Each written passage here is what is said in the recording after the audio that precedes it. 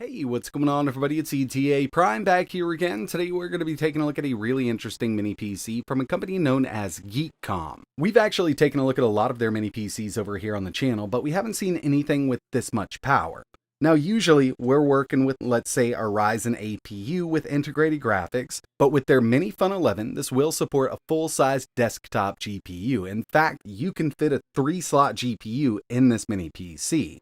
Now, I've been trying to get my hands on one of these for a little while, and by the way, this is actually using a desktop i9 variant, so I think we're going to see some really great performance here. But a lot of that performance is really going to come down to what GPU we opt to use in here, and I've got a few choices. But before we move any further, I do want to mention that this video is brought to you by Urcdkeys. I've actually been using this site for a couple years now. They do offer Steam keys, Origin, Uplay. They even offer Microsoft applications like Office, but the main reason that I use Urcdkeys is for their Windows keys. Right now, their Windows 10 Pro OEM key is $19.84, but if you use code ETA at checkout, you can get 25% off. And another great thing about buying from here is they do accept PayPal. I just did this build here. I need to activate Windows. I'm going to head over to my updates and security. We're going to go to activation. As you can see, I've got Windows 10 Pro, but it's not activated. So I'm going to change product key. I'm going to paste it in here, choose next, choose activate, and Windows is now activated. We're ready to go. My warning is totally gone, and basically that's it. They'll email your code once your payment is processed, and that's basically it. If you're interested in picking up cheap Windows 10 keys for your new PC builds, I'll leave a link in the description. Okay, so this mini PC is a bit different from others that we've taken a look at. The case here, I personally think looks really good. We've got a removable top, both the side panels will come off, and this one over here is tempered glass, so once we install a GPU, we can see everything inside of here. But taking a closer look inside of the unit itself, you can see it does look like it might be set up a bit different than others that we've seen, and that's because this is actually using an Intel NUC Extreme element. We've actually got an i9 11900KB, and as you can see, the element kind of sits in here like a GPU would.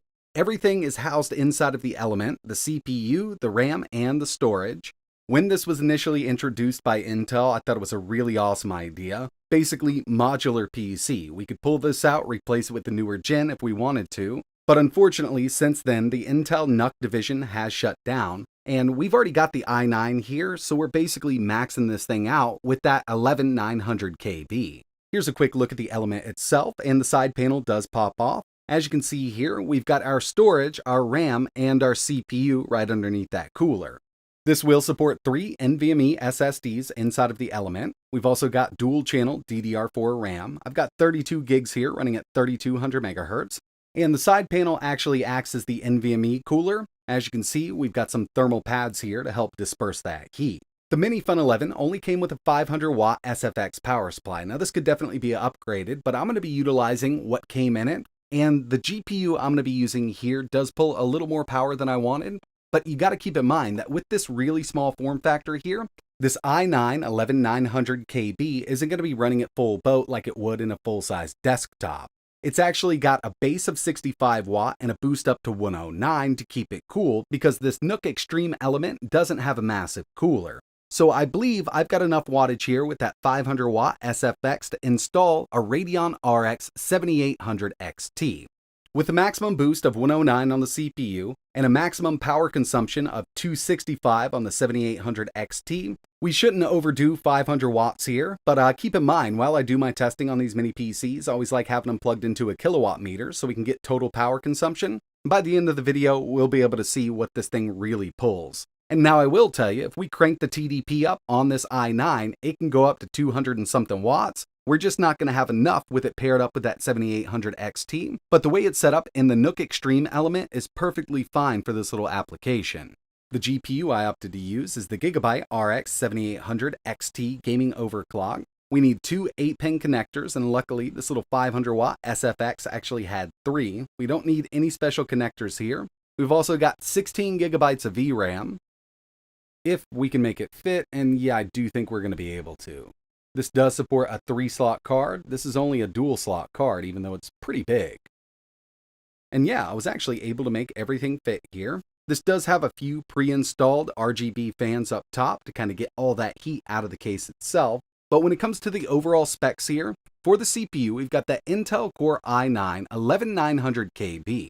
8 cores, 16 threads. We've got a base clock of 3.3 GHz and a boost up to 4.9. 32 gigabytes of DDR4 RAM running at 3200 MHz in dual channel. We've also got that Radeon RX 7800 XT. It's the gaming overclock version, so we do have a little bit of a higher clock there right out of the box. And it's got 16 gigabytes of GDDR6 VRAM. This little PC will support 3 M.2 drives. We can go with one M.2 that can be a 2280 size, Gen 4, or 2 M.2s down to a 2242, but it also supports those 2280s, and that's going to be PCIe Gen 3. We've also got Wi-Fi 6, Bluetooth 5.2, and we're going to be running Windows 11. I'm super excited to see how this thing performs paired up with that 7800 XT, so we're going to jump right into a little bit of gaming here. And the first one on the list is Forza Motorsports. I'm a huge fan of Forza. I've played all the games, I've bought all the games, but this one here wasn't that impressive, really due to the lackluster performance when it was initially released. And they still have a lot of work to do, because with this little setup here, we're at 1440p high. I'm not using any FSR. I've seen this fluctuate between 59 FPS up to 110. I mean, that's a giant jump. I'm going to chalk a lot of this bad performance that we're seeing in some of the areas here up to drivers and game optimizations. I know we've got more than enough power to play this game. They just really need to get the ball rolling on optimizations with this one. Now I want to take a look at a few benchmarks, and remember, we're working with an 11th gen i9. Intel has released 14th gen, so we are working with an older CPU, but it's not all that bad, especially in single-core performance. Geekbench 6, single-core, 2,326, multi, 10,024. And I know we could squeeze more out of it, upping that TDP, but we just don't have the thermal headroom with this NUC element. Moving over to some GPU benchmarks with 3D Mark. Here's Firestrike, and with this, we got a total score of 32,467. I mean, this is outstanding. And the final one I ran here was Time Spy with a very impressive 17,249. So for synthetics, not bad. I mean, these are looking like some really good scores, aside from that multi with Geekbench 6. And now it's time to move over to some more real-world gaming. Spider-Man Remastered 1440p, very high settings, no FSR. We averaged 102 FPS with this game. I mean, this is definitely more than playable, but I don't think this 7800 XT is really going to do well at 4K. Now, of course, there are some games that'll do 4K pretty decently, but not with Spider-Man and a lot of the newer AAA stuff. I consider this an Ultra 1440p card. Doom Eternal 1440p, maxed out, Ultra Nightmare, no resolution scale. I mean, we got an average of 142 FPS. If this isn't playable enough for you, I really don't know what is, and it looks absolutely amazing at 1440p.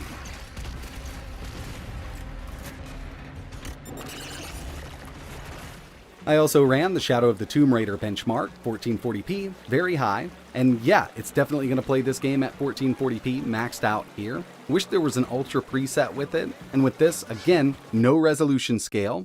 We had an average of 155 FPS. I think that this is a game we could do at 4K with this card here.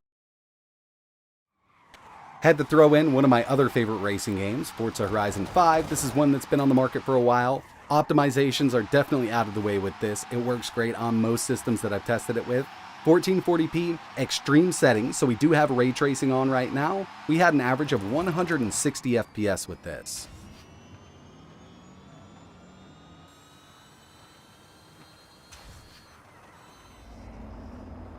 Here's Cyberpunk 2077, and going into this, I actually thought we'd be able to do 1440p Ultra with it with no FSR.